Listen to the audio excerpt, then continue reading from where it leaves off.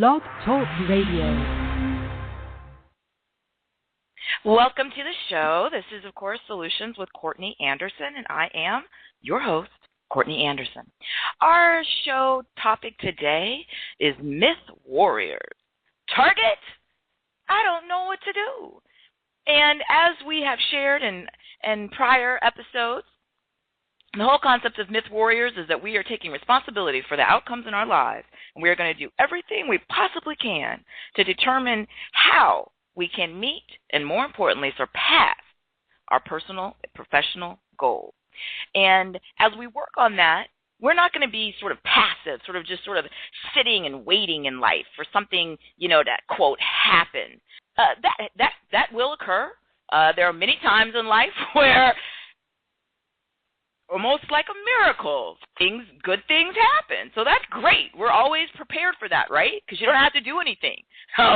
So that's already covered. What we're doing is looking at the part of life where we're going to take some action. And so as a myth warrior, we are putting on our critical thinking hat. That's a process where we look at all the information that we receive and all of the thoughts and ideas that we have, and we try to figure out, is this accurate? Is this true? Is this made up lies? And we're going to be warriors. So we are assertive, and we are going to do everything that we can to get out there in life and try to make as much as we can happen. And so our target for today's show is, I don't know what to do. So the myth is we're out there, we're interacting with people, or even in our own lives, and we're trying to look at our outcomes, right? And an outcome is anything, literally, an outcome. Where do I want to live? How do I want to work? What type of health, fitness, situation do I want? So whatever it is.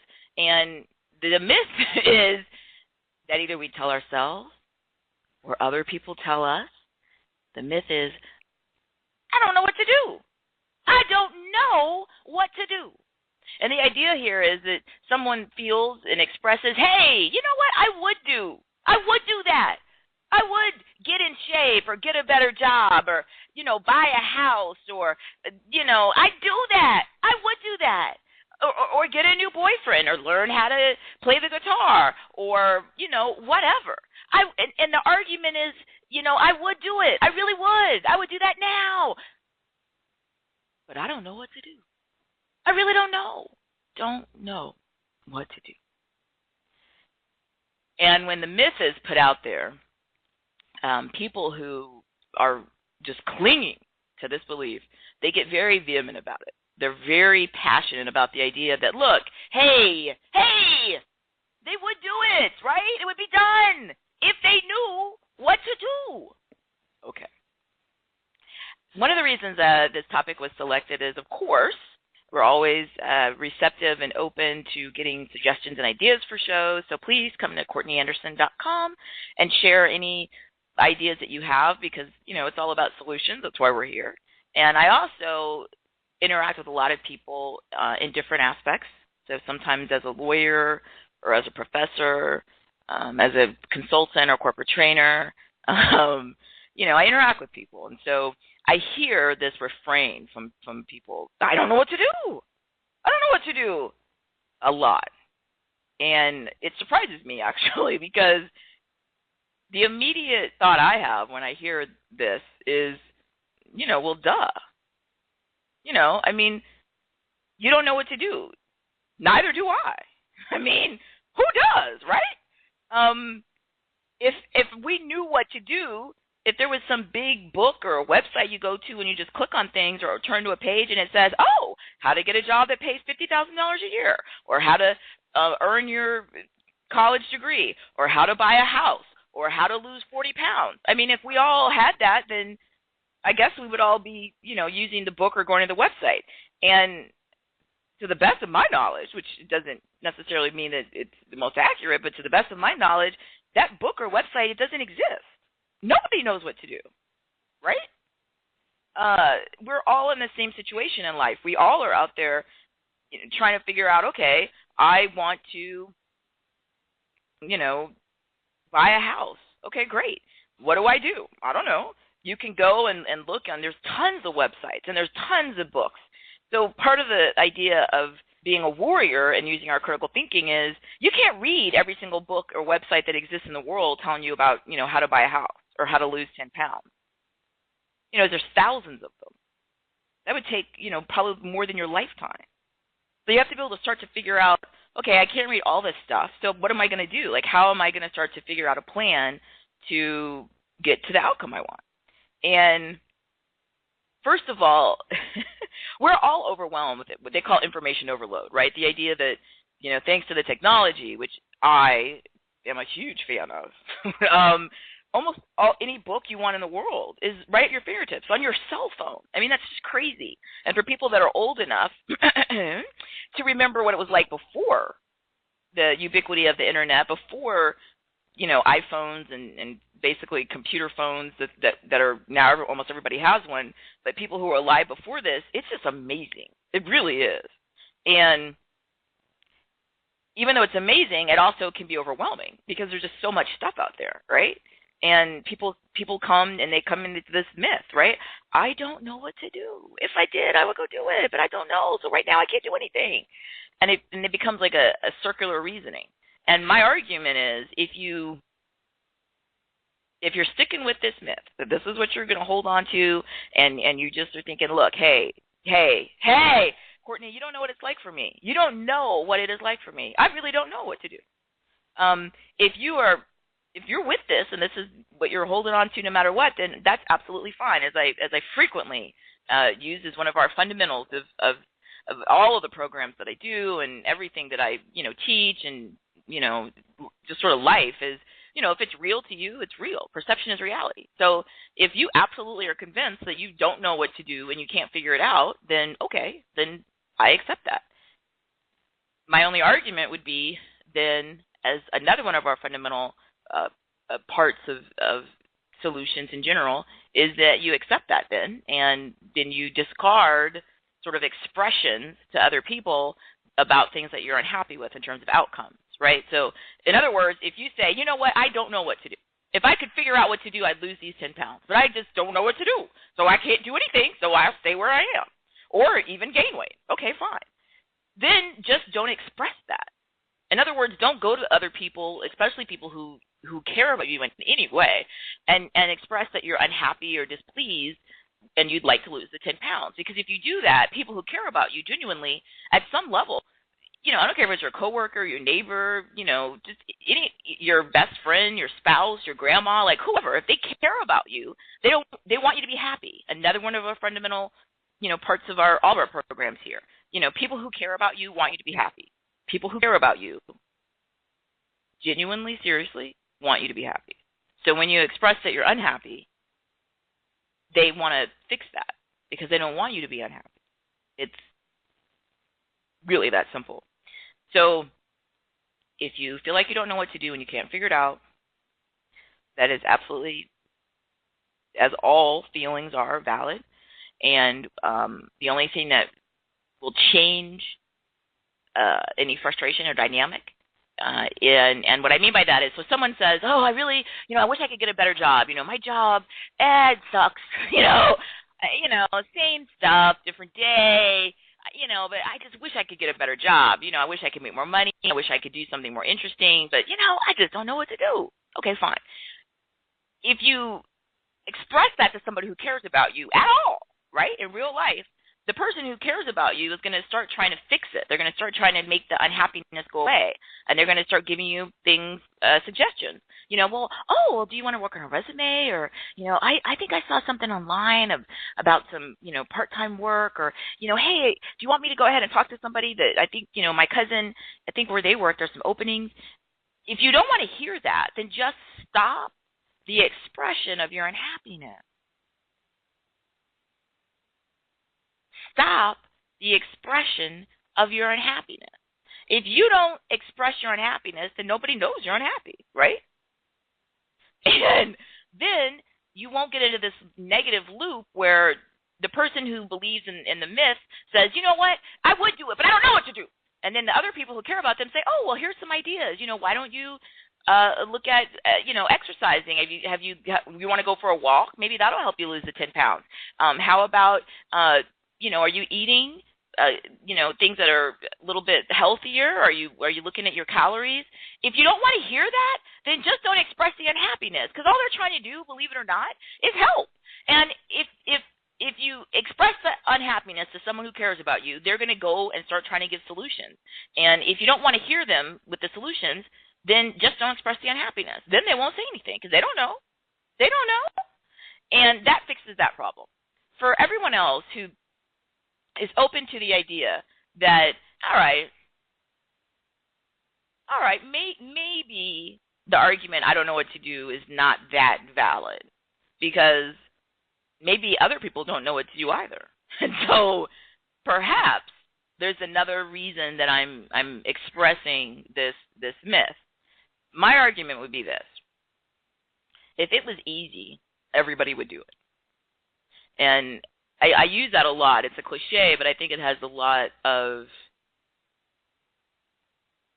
valid application in real life. In other words, yes, it's hard. It's hard to do basically fill in the blank anything, right? Lose 10 pounds, get a new job, buy a house, make new friends, find a new boyfriend, find a new girlfriend, get a dog. All of that is going to require you to do stuff. And it's okay to just honestly say, you know what, I really don't want to do this thing.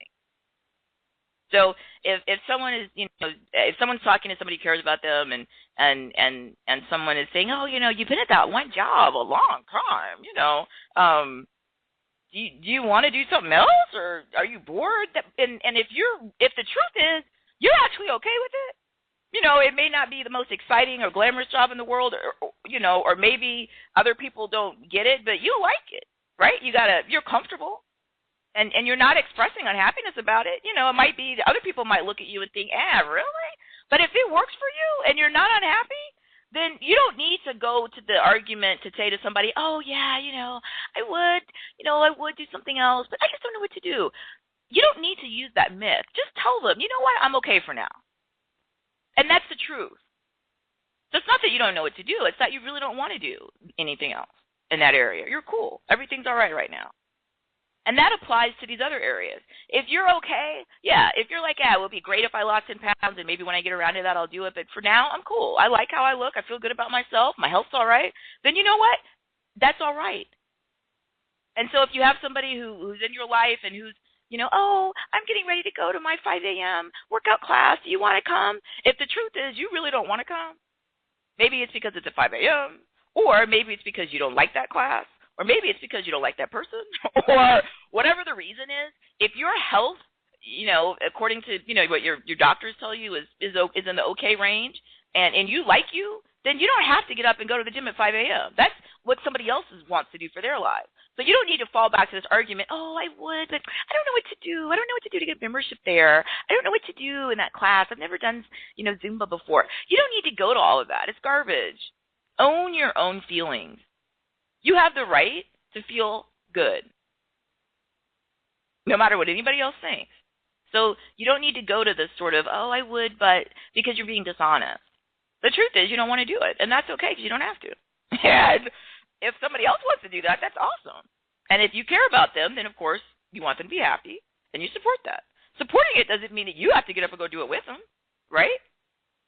It means that you support them being happy. And they're supposed to support you being happy. But you need to be articulate as a warrior and defend your position, which is as simple as, you know what, I'll keep that in mind, that 5 a.m. class. But right now, it's just not going to work with my schedule, so I'm good. I'm all right with what I'm doing right now for fitness.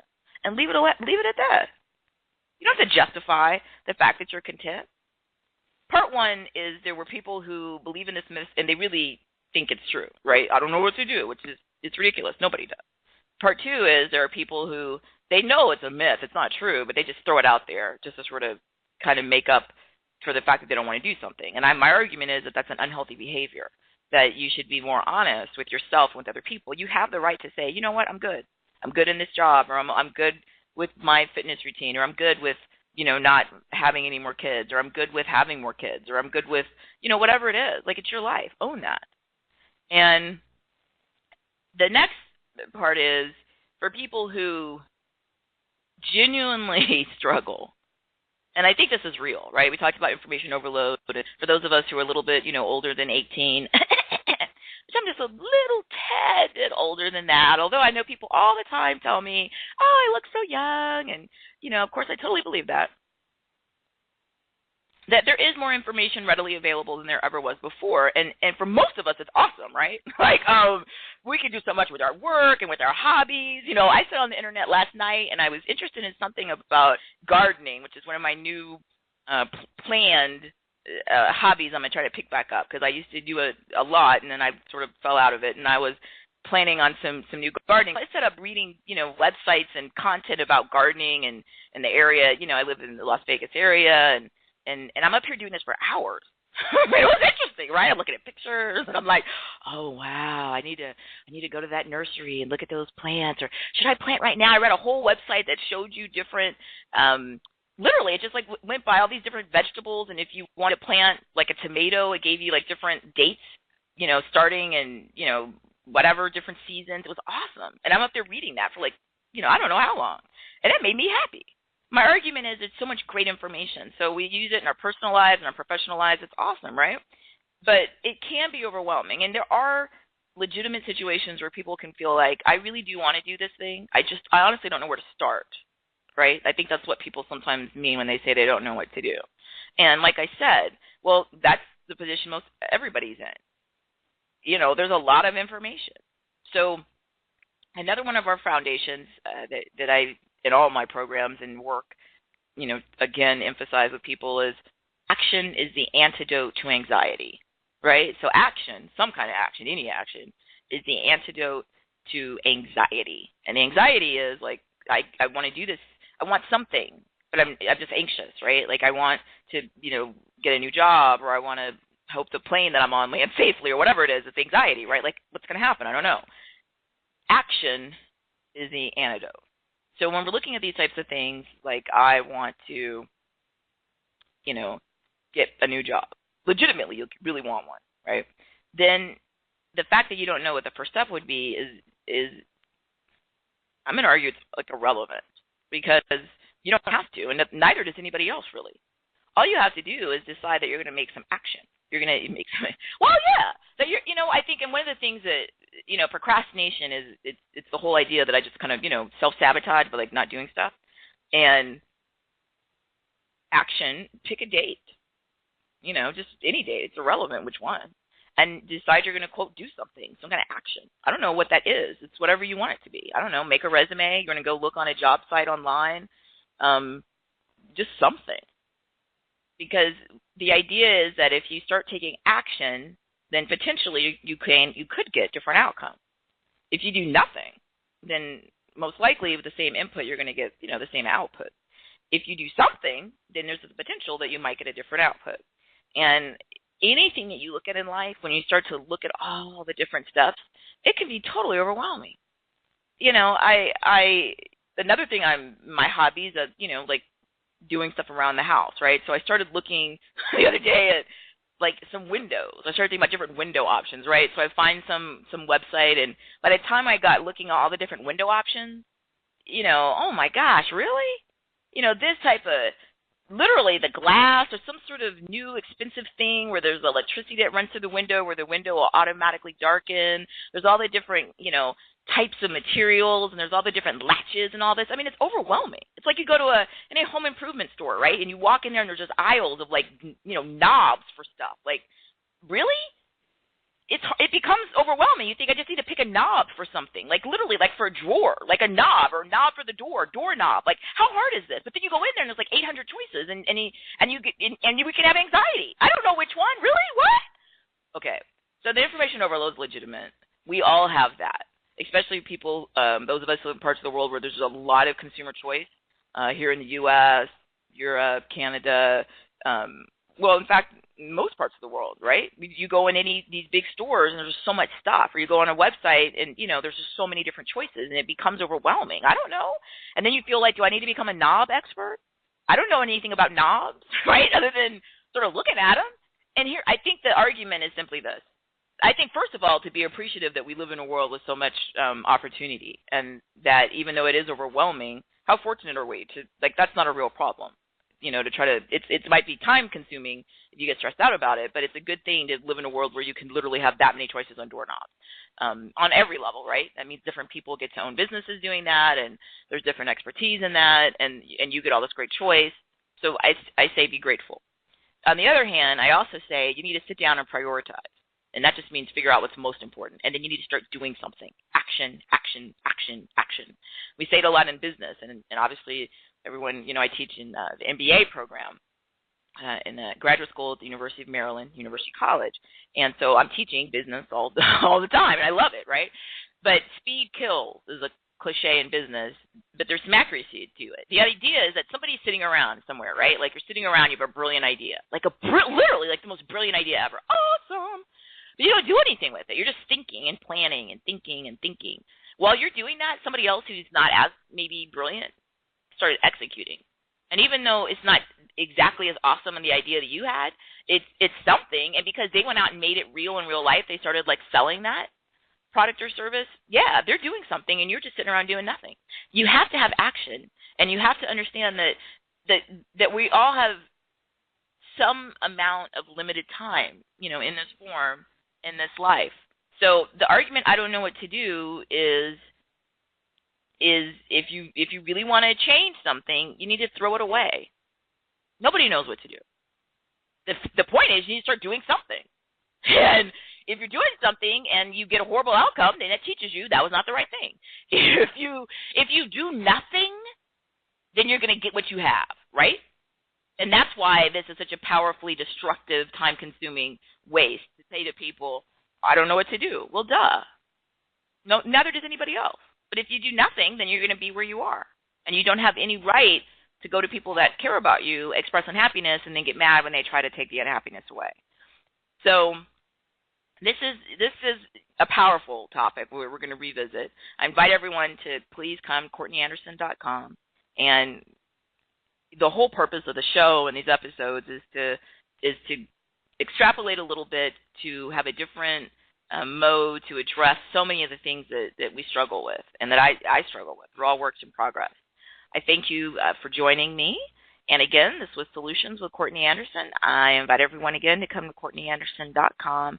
I do strongly encourage you, look at your own life and don't fall prey to myths that are sabotaging your ability to surpass your goals. Thank you so much for joining me.